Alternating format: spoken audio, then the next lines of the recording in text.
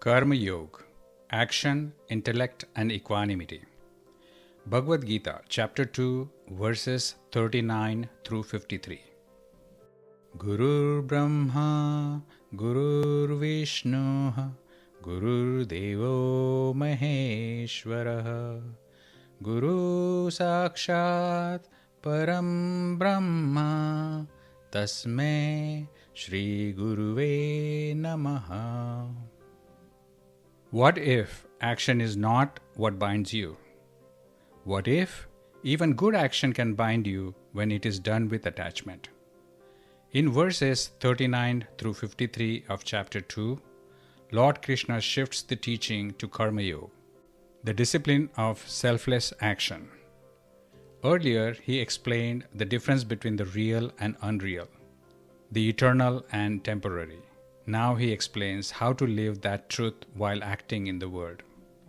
The central teaching is, do your duty, renounce attachment, remain even-minded in success and failure. This equanimity is Yoga, Karmayoga. Esha te bihita sankhe buddhiyoge tvimam shranu Buddhiyokto yaya partha karma bandham prahasyasi. O Parth, this attitude of mind has been earlier explained from the point of view of Jnana Yoga, the discipline of knowledge. Now, hear the same from the point of view of Karma Yoga, the discipline of selfless action. Equipped with this state of mind, you will completely shake off the bondage of karma. Lord Krishna now says, Arjun, I have explained equanimity from the standpoint of knowledge. Now listen to it from the standpoint of action. In Sankhya Yoga, equanimity comes through discrimination. I am not the body, I am the self. When a person discriminates between the body and the soul, equanimity naturally arises, because attachment to the body is futile and is the obstacle. But in Karma Yoga, the same equanimity is reached through the duty, service, renunciation, and action without selfish motive. Arjun was afraid that waging a war would bring sin. Lord Krishna answers clearly, sin does not arise from performing rightful duty. Sin arises from attachment and aversion. So, if Arjun performs his duty with equanimity, even war will not bind him. Before this, Lord Krishna had already explained what Arjun ought to do and what he ought not to do.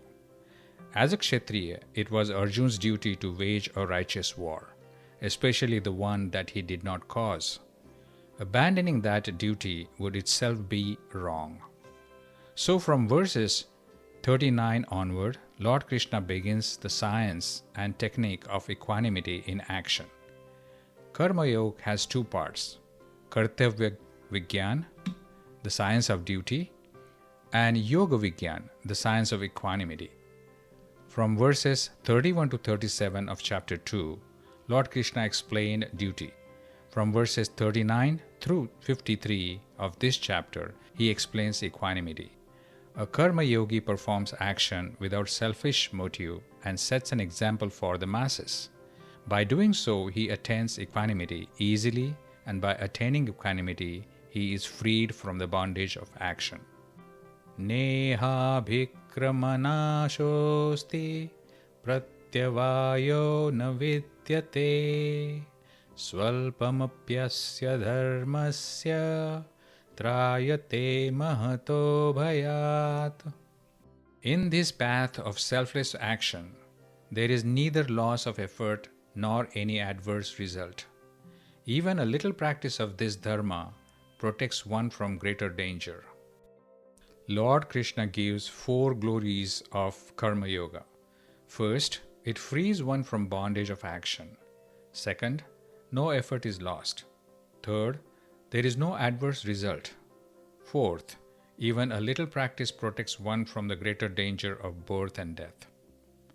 In ordinary action done for results, mistakes can produce adverse results. A sacrifice performed wrongly, a sacred word pronounced wrongly, or a ritual done with error may bring the opposite fruit. But in selfless action, there is no adverse result, because the real adverse result is not outside. The real adverse result comes from unevenness of mind. Attachment and aversion bring the adverse result. When a person becomes equanimous, attachment and aversion are rooted out. For example, if a paid servant drops and breaks a lantern, we become angry, because the servant is doing the job for wages, and hence there is an expectation for him or her to be vigilant and careful. But if the visiting friend drops the same lantern, we may say, "Don't worry, it is okay." That is because the friend was engaged in the action with no expectations. The event is the same, but our inner attitude changes the reaction. Similarly, action done with desire for fruit becomes binding. Action done without desire for fruit does not bind. Even a little equanimity is never wasted. A traveler who stops midway does not go back to the beginning. He has already covered that much of distance. In the same way, whatever equanimity is attained in life never perishes. Here is another powerful example. The world full of desires is like cotton, and detachment, however small, is like a spark of fire. Even one matchstick, that little spark, is enough to burn a heap of cotton, instantly and completely. In the same way, even a little true disinterest or detachment can burn worldly attachments and desires. Vyavasayatmika buddhir ekeha kuru nandana bahushakha hyanyantascha buddhayo vyavasayinam.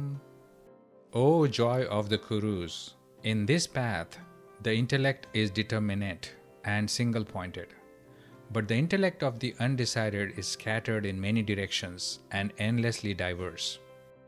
The seeker has vyavasayatmika buddhi, determinate intellect. His aim is one: equanimity, self-realization, God-realization. But the worldly person has endless aims because he has endless desires. Renunciation of desire is singular, but objects of desires are many. If a man desires a child, then good health, incantation, sacrifice, and blessings for better future for the child becomes branches of that desire. If a man wants money, he may try to get it through business, service, theft, robbery, or cheating. One desire creates many branches. Unless one has a singular aim, he has endless aims. Today, someone may say, "I just want success." But the desire for success leads to validation, money, comparison, status, followers, and even the fear of losing it all. The intellect becomes scattered. Lord Krishna's message is direct. One aim gives one intellect. Endless goals produce endless desires and endless confusion. Yamimam pushpitam vacham pravadantya vipaschitaha vedavadarataha partha nanyadasti tivadinaha kamatmanaha svargapara janma karma phalapradam kriya vishesha bahulam Bhogeshwarya gatim prati.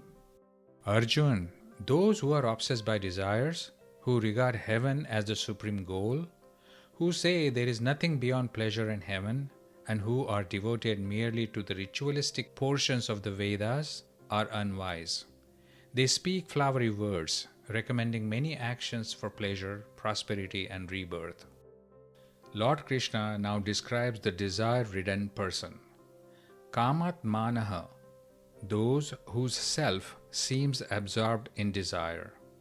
They think desire alone inspires action, and without desire, man is lifeless and life is meaningless. But the truth is different. Man is a fragment of God and is eternal. Desire is not eternal. Desire increases and decreases.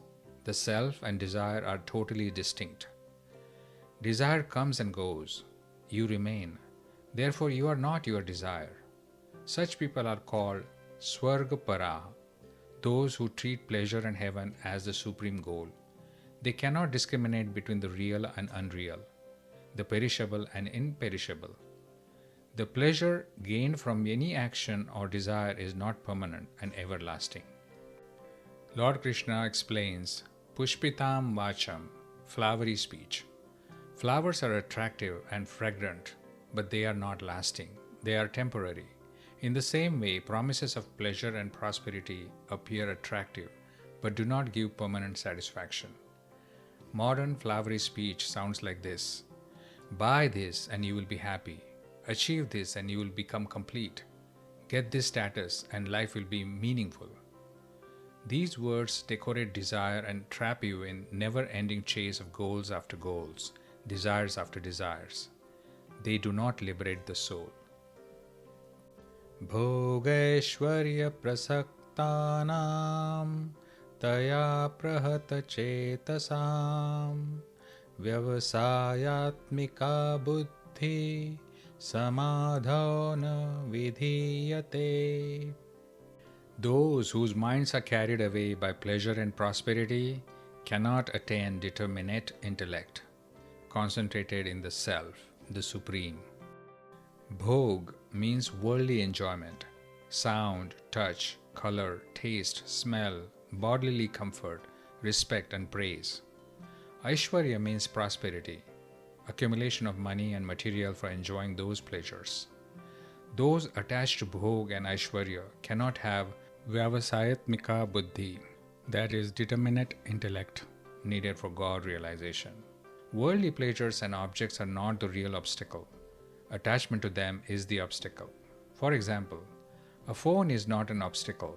Attachment to validation or entertainment through the phone is the obstacle. Money is not the obstacle. Attachment to identity, security, and superiority through money is the obstacle.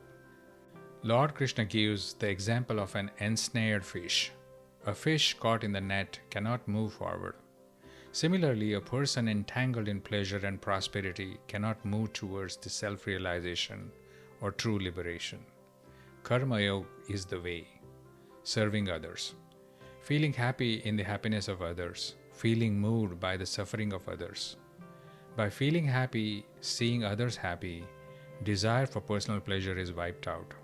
By being moved by others' suffering, desire for accumulation is wiped out. This is not passive spirituality. This is active purification through service. Traigunya Vishaya Veda Nistraigunya Bhavarjuna Nirdvandvo Nitya Sattvastho Niryogakshema Atmavan. O Arjun, the Vedas deal with the three gunas and their evolutes. Become free from these attributes, rise above the pairs of opposites, remain established in purity, be free from anxiety about acquisition and preservation, and be established in the self. Lord Krishna gives Arjuna clear instructions. Go beyond three gunas. Be free from pairs of opposites. Be established in the eternal reality. Be free from anxiety about acquisition and preservation. Be established in the self. Krishna explains Dvandva as opposite feelings, attachment and aversion, pleasure and pain, gain and loss. These are the real enemies of the striver. If a person develops attachment to one thing, he naturally develops aversion to another. Attachment to the world creates indifference to the self or God, and that indifference is a kind of aversion to God. Krishna explains 3 stages of disinclination. Number 1, upeksha, which is neglect.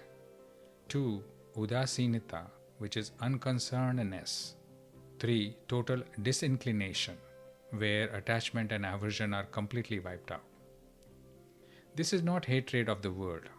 It is freedom from being pulled by the world. For example, use ambition, relationships, business, work, and technology as instruments of duty and service. but do not let them become objects of your desire or identity.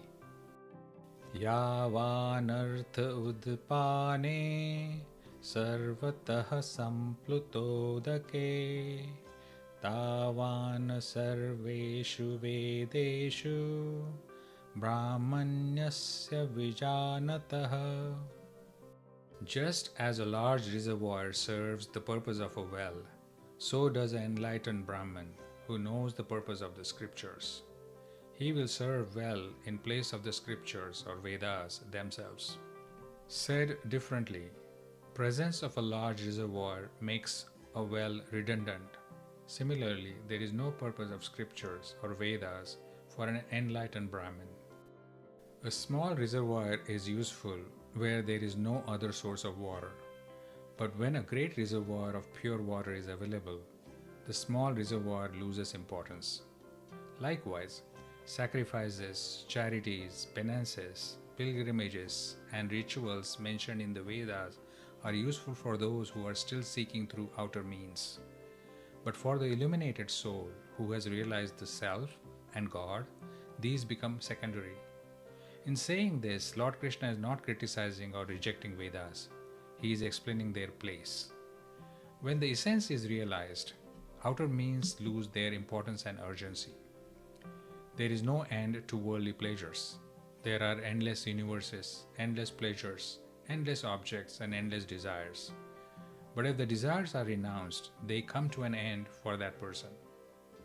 For that person, the world may continue, but it no longer grips them.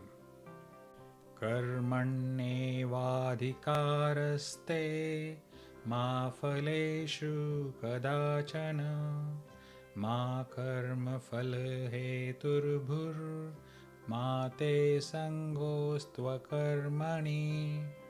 Your right is only to perform your duty, never to claim its fruit. Do not be the cause of the fruit of action, nor let your attachment be to inaction. This verse is one of the famous and highly revered verses of Gita. This verse signifies 4 very important points. First, your right is to action only, not fruit. Action is under your control, fruit is not. Fruit depends on past actions, destiny, circumstances, other people, and the Lord's ordinance. Human life is special because human beings can perform new actions with discrimination. Animals, birds, insects, demons, and even gods primarily reap the fruits of previous actions. Human beings both reap outcomes of past actions and can perform new actions. That is why human life is the opportunity for liberation. Second, do not claim the fruit. All actions are performed with the help of worldly objects and other people. So to claim the fruit entirely for oneself is dishonest. Third, do not become the cause of the fruit. Do not claim doership. Even if the virtuous action is done without desire for the fruit, pride that I did this creates bondage. And fourth, do not become attached to the inaction. Krishna does not say do not act. He says do not be attached to the outcomes. In other words, don't act or don't do things for the outcomes. Laziness and inactivity are also burdens. They are tamasic joys. The pleasures of avoidance, excessive sleep, and inertia leads to bondage. The essence is this: renounce your own claim over the result. Protect the rights of others by doing your duty. By protecting others' rights, your old attachment is wiped out. By renouncing one's own claim, new attachment is not born. Then one becomes vitarag, free from attachment. Here is one example. Do your work sincerely, but do not make salary, praise, promotion, or recognition your goal or identity. Use your role to serve. Even when you become successful, do not claim the credit for your success. Recognize that there were many others and factors beyond your influence that caused the success. Do not get attached to inaction, avoidance, or laziness. let the result come according to the larger law. Yogasthaha kuru karmani sangatyaktva dhananjaya siddhya siddhyoha samo bhutva samatvam yoga uchyate. O Dhananjaya, perform actions with equanimity, renouncing attachment, being even-minded in success and failure. This equanimity is called yoga. Yoga is not escape from action. Yoga is even-minded action. Lord Krishna says equanimity of mind should remain from the beginning of action to its end. It should not be temporary. If it is temporary, attraction and repulsion, attachment and aversion will keep rising again. Equanimity must remain in success and failure, honor and dishonor, praise and criticism, gain and loss, pleasure and pain. He says yoga is equanimity, and equanimity is the expression of the Lord Himself. When a man suffers from itching, scratching gives pleasure temporarily, but that pleasure is followed by burning sensation or even pain. Both pleasure and burning are symptoms of a larger problem. Pleasure and pain, born of attachment to the world, are both painful in longer run. So, yoga can be defined as freedom from the contact of pain or pleasure. Yoga is equanimity in pleasure and pain, where both pain and pleasure are treated the same. Durenhyavaram karma Buddhiyoga dhananjaya buddho sharanam anvichcha krupanaha falhetavaha. O Dhananjaya, action with selfish motive is far inferior to action performed with equanimity of mind. Seek refuge in this evenness of mind, for low are those who crave the fruit of action. Selfish action is far inferior to equanimity. Actions begin and end. Their fruits also begin and end. But yoga, equanimity, is eternal and it never leaves us.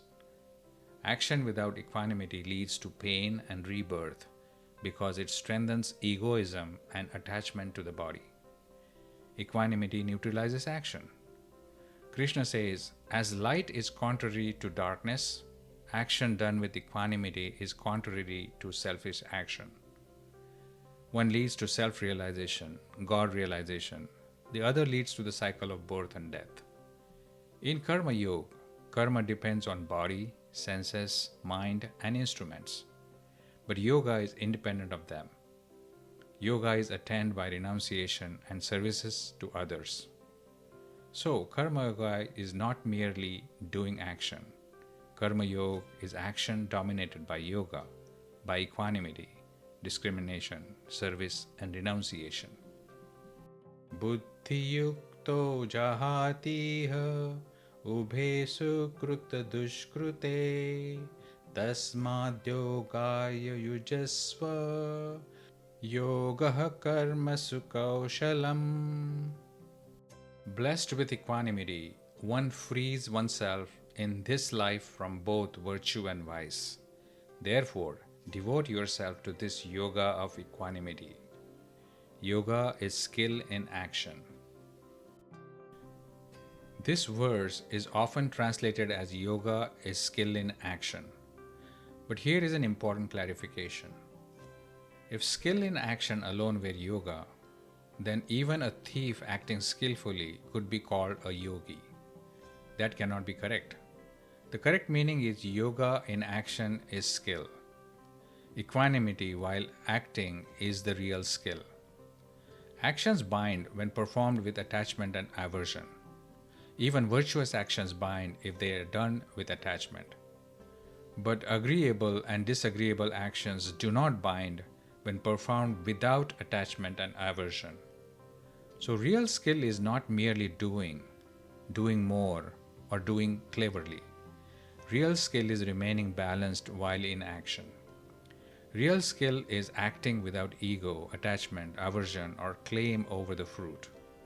The person bestowed with equanimity is like a lotus leaf, living in water, but by remaining untouched by water.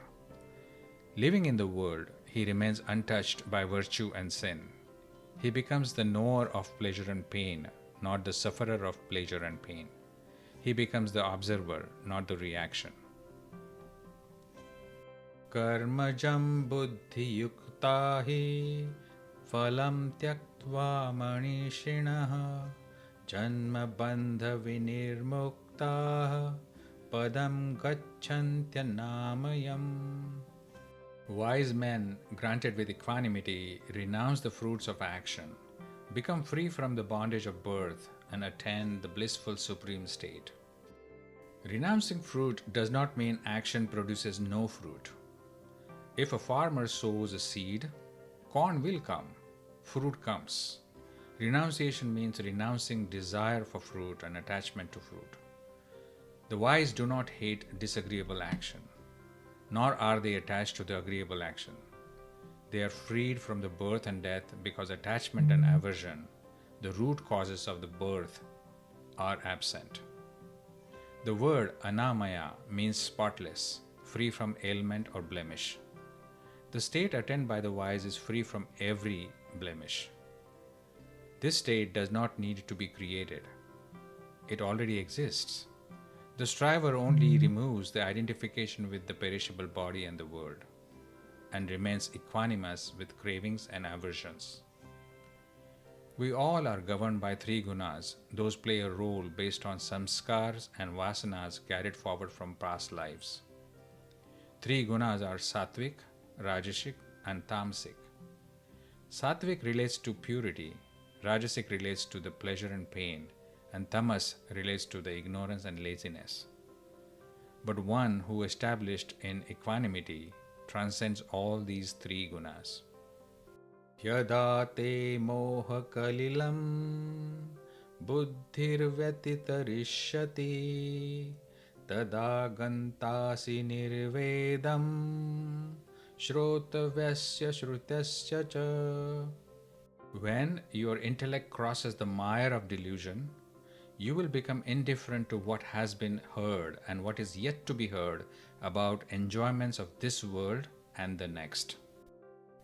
Delusion is egoism in the body and attachment to body, family, relatives, objects, people, pleasure, displeasure, partiality, hatred, envy, and jealousy.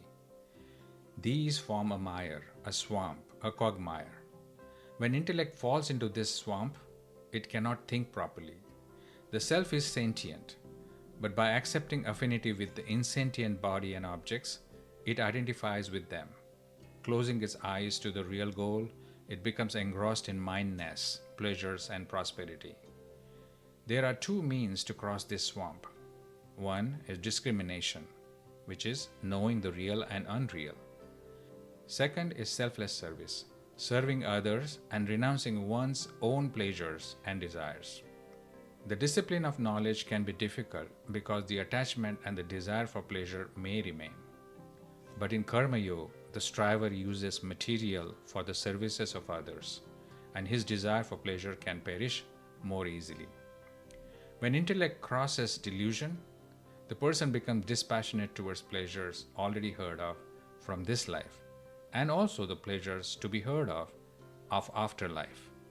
Even the pleasures of heaven become unattractive because of the realization that pleasure and pain are transient, not permanent. This does not necessarily take years. As soon as the intellect crosses delusion, dispassion arises. Shruti vipratipannate yada sthasyati nischala samadhavachala buddhista tada yogamavapsyasi. When your intellect, confused by conflicting doctrines, becomes stable and steady in God, then you will attain self-realization or union with God. Even after crossing worldly delusion, another confusion may arise, confusion caused by conflicting spiritual doctrines. This is called Shruti Vipriti Panna, scriptural or philosophical delusion. Worldly delusion is attachment to body, family, wealth, property, and pleasure. Scriptural delusion is getting entangled in doctrines such as Daitva, Advaitva, Vishishta Advaitva, Dvait Advait, and other isms. Krishna is not rejecting scripture. He is warning against losing the objective or the goal in the philosophical debate. All true scriptures finally agree on the essentials, such as I am soul, not body. The world is not ultimate reality. God is to be realized. When the intellect becomes steady in this decision, self-realization, God realization becomes easy. The only obstacle is the lack of firmness of intellect. By Karmayoga, the striver comes near God. By Jnana Yoga, differences are wiped out. By Bhakti Yoga, the devotee becomes God's own self. The final message is clear. No special qualification is needed beyond firm decision. If the aim is salvation and the strivers refuses both worldly delusion and scriptural entanglement, he becomes eligible for yoga, salvation, the self-realization. Verses 39 to 53 of chapter 2 teach the science and technique of action, intellect, and equanimity. Human life is special because it gives the freedom to perform new action.